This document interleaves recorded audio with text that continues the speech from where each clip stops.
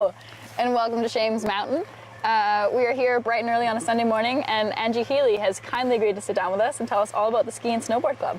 Good morning. Morning. How are you today? All right, a little tired. I bet.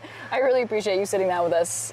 It's not that early, but for Sunday morning, it's the ass crack of dawn, so thank you. Yeah. Will you tell me a little bit about what you're doing here at Shames today?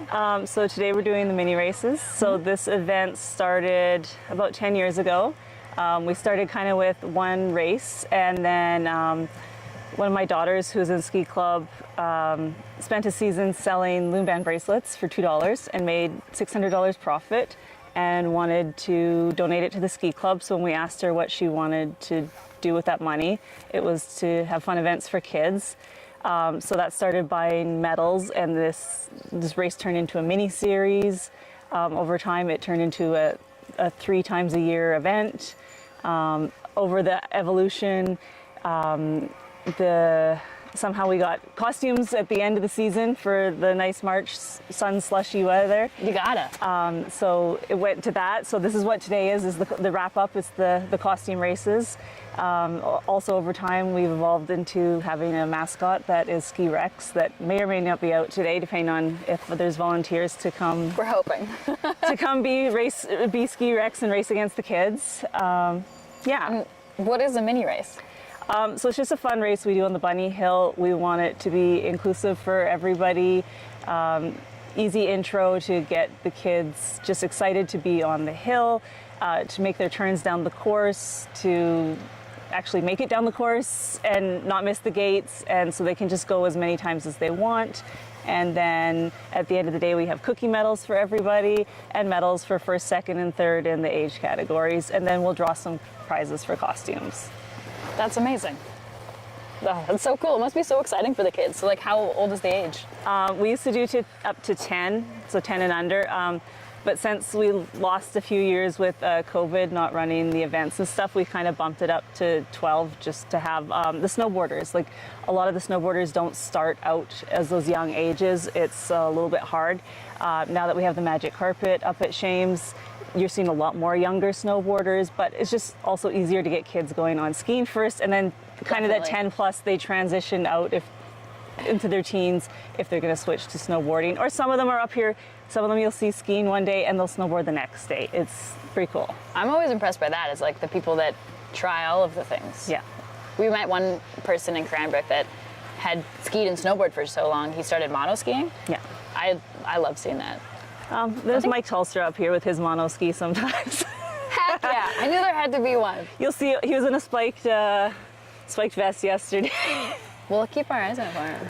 10 is a good, I think 10 is when I transitioned from skiing to snowboarding. My parents started me out on 2 boards, and I was like, no, I'm gonna be cool.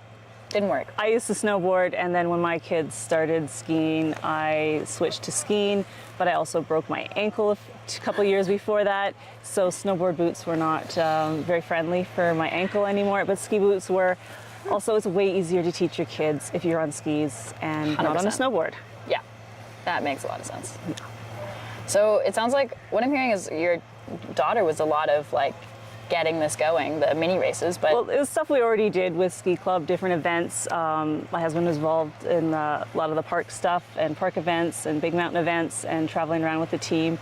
So I was dealing more with the little kids because that's where my kids' age demographic was. So it was just that intro thing of feeding. The starting point if kids are wanting to be in competitions and in a team group setting kind of was the fun races. Also gets the parents very excited. The parents love going, like today you'll see a whole swack of parents at the bottom taking photos and like all the costumes and stuff. It's just a fun event, and usually we have this beautiful sunny spring weather. Gross. But sometimes we've had it where it's completely just puking snow. Like it's just like powder day, and it's like it's supposed to be spring break / skiing, but oh my God, it's not. That's you get what you get up here. That's fair. Yeah. So then for you on a personal level, like you've been involved in the ski and snowboard club for 24 years. What is it for you that, why do you care? It's just, this is what my husband's been doing. It's just part of our community. It's getting outside, and you see other sports and there's one kid doing the sport and the parents are up on the bleachers. When you're up here at Shames, you have the whole family's up here. So we have had people in ski club that their grandma comes up here. Like 1 year, or not 1 year, back in the early 2000s, we had one grandma that had 4 kids in ski club, skiers and snowboarders, and she'd sit up in the lodge, and that was ski grandma. Like, my kids still call her ski grandma. So she was always up there in the lodge. She'd have everyone's lunches parked up there. If someone didn't want to go out for a run, they were up there with ski grandma. Someone got a concussion or wasn't feeling great that day, they're up sitting there with ski grandma.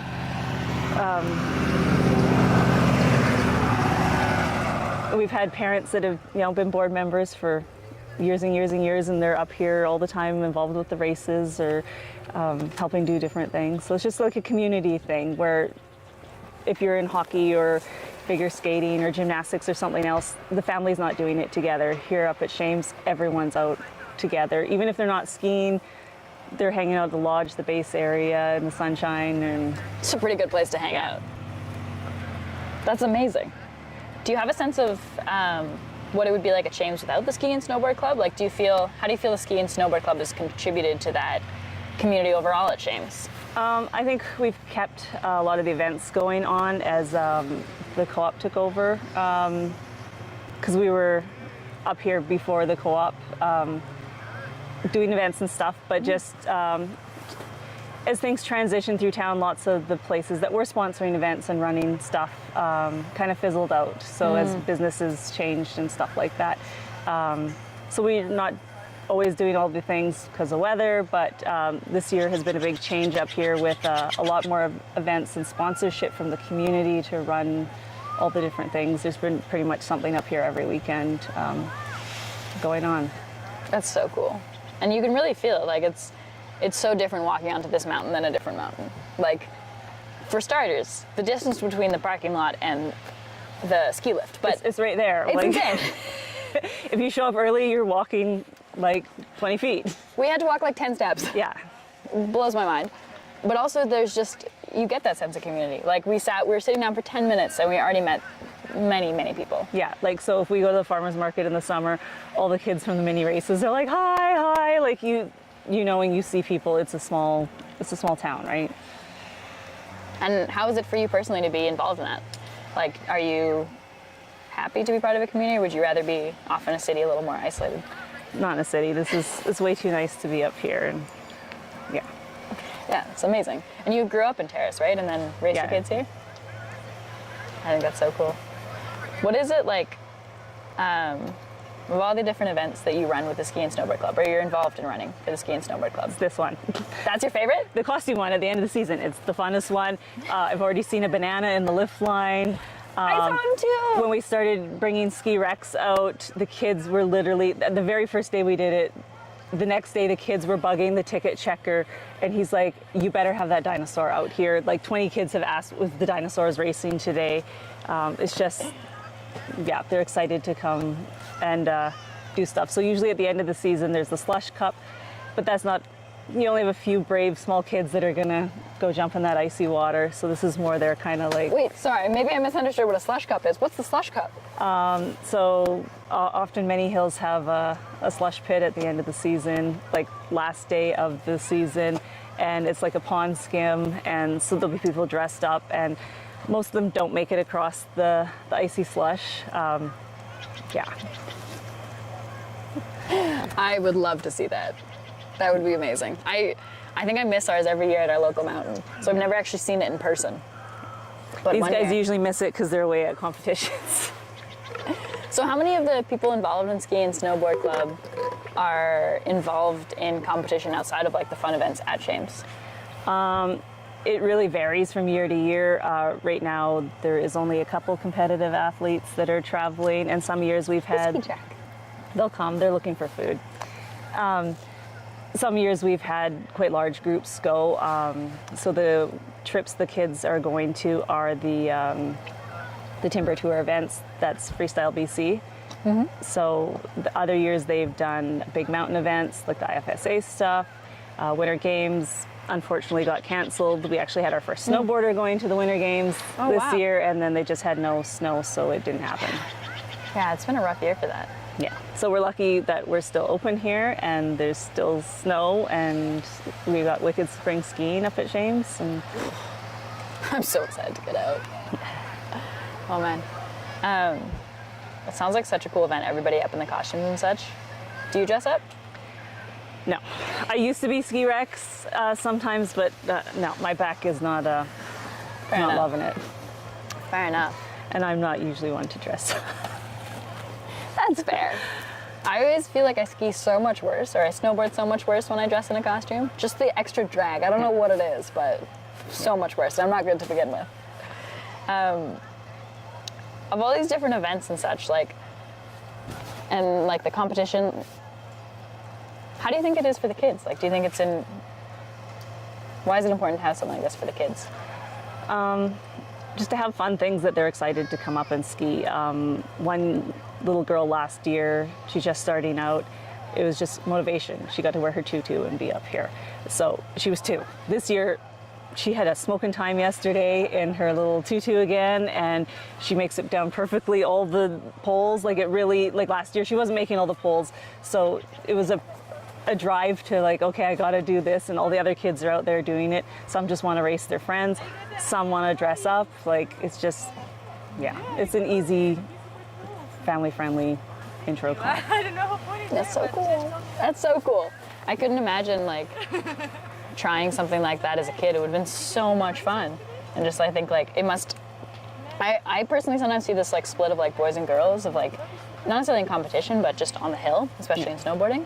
And it must be such a good way to just get all of the kids trying it and like finding out whether or not they want to be there. You lose girls as teens. It's just a huge thing in sport that has been continually ongoing since I was an athlete in the 90s. Like, it's just, it's hard.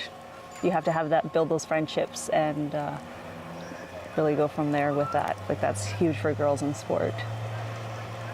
Yeah, it is. Do you find the ski club is helping keeping those teens in? Like, how do you? Yes, so lots of our teens, when they transition out from wanting to be competitive, they take on junior coach roles. So they take their coaching course when they're 15 or 16. They can coach their own group when they're 16. And we keep them for a few years till we lose them to university or life or whatever else. So we, it's pretty equal boys and girls that we've had come through, and it's a good starter job for them. And they're out doing stuff they love. I think that would be so cool to be coaching at that age. That was like the first time I started teaching film. Yeah. And I just remember like I was just a mentor. Like, I was pretty much teaching kids my own age, but just that feeling of like being able to share information, and that like accomplishment of being like, oh, okay, like what I have to say is worthwhile. Yeah. Like, it's huge. And they're a role model. Like, the kids really look up to the older athletes. I bet. That's really cool. Is there anything you feel like people should know, either about Shames Mountain or about the Ski and Snowboard Club, that they don't usually? That's fair. I don't know. That's fair. Because like, it's always a varied question, right? Because maybe you guys seem like you've done very good outreach, so I wouldn't be surprised if there wasn't anything left for people to learn.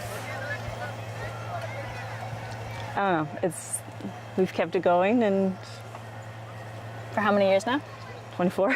24 years! Well, it's transitioned through a few different things, but just Like anything does.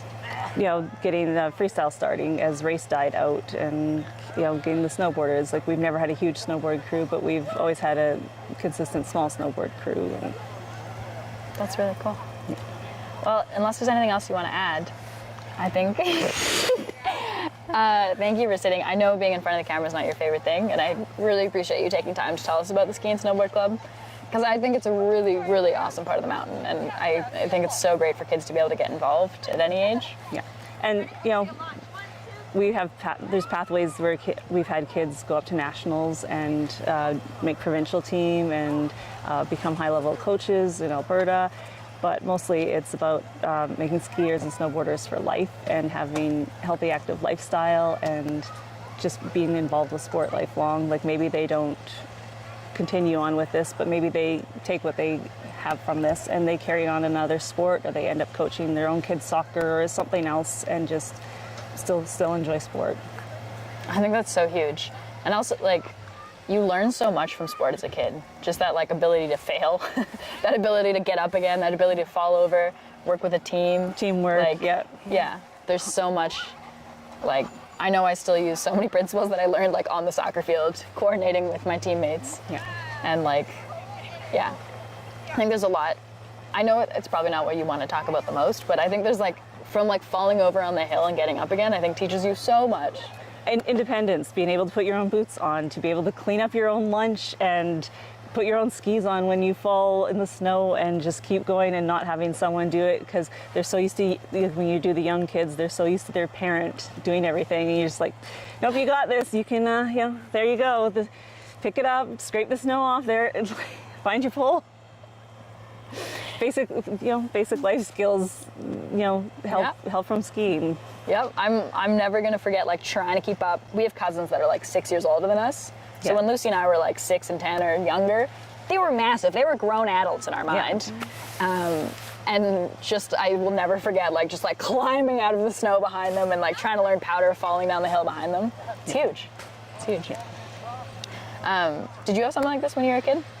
Not so much. In high school, I did wrestling. Oh, cool. So actually the cookie medals we do comes from my wrestling experience in high school of going to Hazelton and the Hazelton warm-up, and the coach there, his wife would make cookie medals, and it was such a long tournament that when you got on the bus, you got a bag lunch with like a ham and cheese bun, a mandarin orange because it was in December, and there's a cookie medal with different things written on it. So that was the first thing. As soon as everyone got their lunch, they ripped open their bag to find out what their cookie medal was. It wasn't their medal that they won or anything else in wrestling that day. It was all about the cookie medal. Of course. So when we started doing this event, the cookie medals came into that. So that's become an expectation from the kids, is this is the cookie medal event. I love that. Yeah. How many cookies did you have to make? The kids made cookies, and I don't know, we make at least 100 cookies every time we do the That's so many cookies. Yeah. Wow.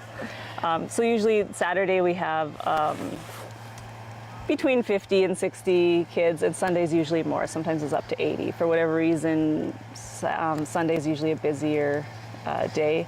But it also depends on the weather and what everyone else is doing. Like, so many of these kids that are up here skiing are in hockey and ringette and dance and music fests, and they're doing so many other things that it's what fits into their schedule for which weekend. Yeah, that makes sense.